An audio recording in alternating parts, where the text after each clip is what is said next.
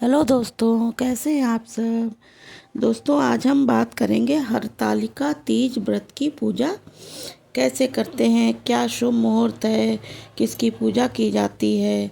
ठीक है दोस्तों, तो चलिए दोस्तों पूजा विधि शुरू करते हैं। शाम के समय दोस्तों इसकी पूजा की जाती है। 26 अगस्त को शाम को लाल रंग का एक चौकी पर कपड़ा बिछा लें, ऊपर से उसमें चावल का आसन देकर भगवान शिव शंकर के परिवार का फोटो यहाँ पर विराजमान कर देंगे।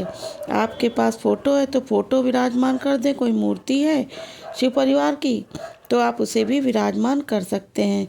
इसके बाद हमें कलश की स्थापना करनी होती है। तो भगवान की जो फोटो रखी है उसके राइट हैंड की तरफ यानी राइट साइड में आप एक कलश, पहले चावल रखेंगे, फिर उसके ऊपर एक कलश रखना है और जल से भरकर कलश रखेंगे। इस जल में थोड़ा सा गंगा जल डाल देंगे। इसमें हल्दी, सुपारी, सिक्का, थोड़े से चावल और फूल डाल देंगे। आपके पास हल्दी की गांठ नहीं है तो उसमें पंच पल्लव यानी आम के पत्ते भी लगा देंगे दोस्तों, और फिर पत्तों पर तिलक कर देंगे। इसके बाद एक प्लेट में थोड़ा सा चावल भर के इसके ऊपर रख देंगे। इस तरह हम कलश को तैयार कर लेंगे। कलश के ऊपर हम एक दीपक रखेंगे दोस्तों, 2 बाती वाला दीपक। तो यहाँ पर देसी घी का दीपक हम रख देंगे और फिर दीपक रखने के बाद में तिल का तेल का भी दीपक आप रख सकते हैं दोस्तों। और इसके बाद दीप कलश यानी स्थापना करेंगे। हरतालिका तीज व्रत में मिट्टी की मूर्तियों का भी बहुत महत्व है दोस्तों। थाली में चावल मिट्टी का बने हुए गणेश जी, भगवान शिव शंकर को विराजमान करेंगे जो हमने मूर्तियाँ बनाई हैं, और आकृति में मूर्तियाँ बनाकर पिंडी को हम विराजमान कर देंगे। उसके बाद हाथ जोड़कर संकल्प करेंगे, माँ पार्वती आज के दिन निमित्त ये पूजा कर रही हूँ, मेरी पूजा स्वीकार करें, कोई गलती हो जाए तो मुझे क्षमा करें। ऐसा संकल्प करने के बाद हम पूजा शुद्ध रूप से शुद्धिकरण कर लेंगे। उसके बाद अभिषेक करेंगे। अभिषेक में सबसे पहले हम जल चढ़ाएंगे। सभी को जल से स्नान करा के उसके बाद कच्चा दूध या तो पंचामृत आप ले सकती हैं, पंचामृत से स्नान करा देंगे। फिर उसके बाद फिर सभी को जल से स्नान कराएंगे, यानी 3 बार हमें अभिषेक करना है। इसके बाद हम वस्त्र के रूप में कलावा समर्पित कर देंगे। फोटो है तो फोटो पर छींटे लगाकर उस पर कलावा और चुन्नी समर्पित कर देंगे, और चुन्नी जो कलश है उस पर भी हम पहले से कलावा बांध दिया है तो गणेश जी को मोली और जनेऊ समर्पित कर देंगे।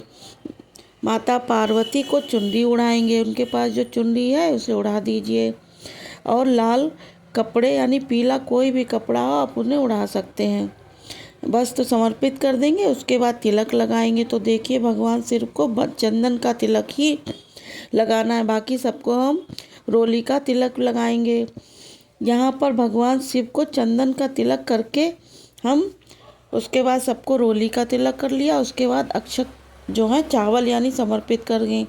इस तरह तिलक करने के बाद जो शिव शंकर को प्रिय चीज़ें हैं जैसे बेलपत्र, भांग, धतूरा, मदार, जो भी प्रिय चीज़ें हैं उनको समर्पित कर देंगे। बेलपत्र ना मिले तो चाहे बेलपत्र एक भी मिल जाए तो आप चढ़ा दीजिएगा, लेकिन बेलपत्र ज़रूर चढ़ाइएगा दोस्तों, शिव शंकर को आपको मिल जाएगा।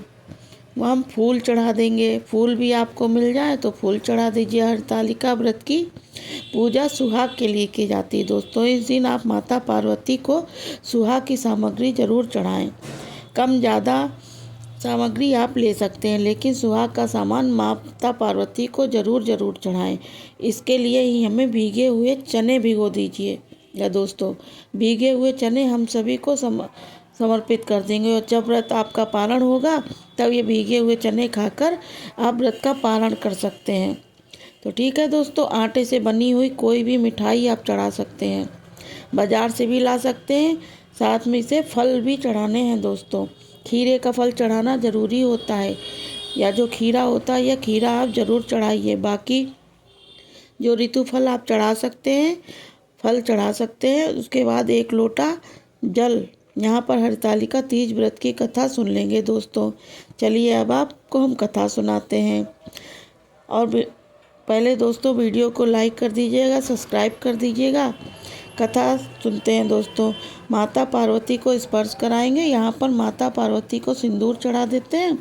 उसके बाद मेहंदी और माता पार्वती को वो भी लगा दीजिए, जिससे सुहाग का सामान सारी चीज़ें माता पार्वती का स्पर्श कर देंगे। उसके बाद में हम साड़ी या जो सूट चढ़ाना है वो भी आप ज़रूर चढ़ा दीजिए। आप चाहे तो चुनरी भी सिर्फ चढ़ा सकते हैं। माता पार्वती को ये ज़रूर चढ़ाते हैं, क्योंकि माता पार्वती के जो सूट चढ़ा दिया है हमने, तो आप उसको बाद में उसको यूज कर सकते हैं। फिर माता पार्वती की आरती करेंगे। कपूर से आरती कर सकते हैं, अलग अलग दिया जला सकते हैं।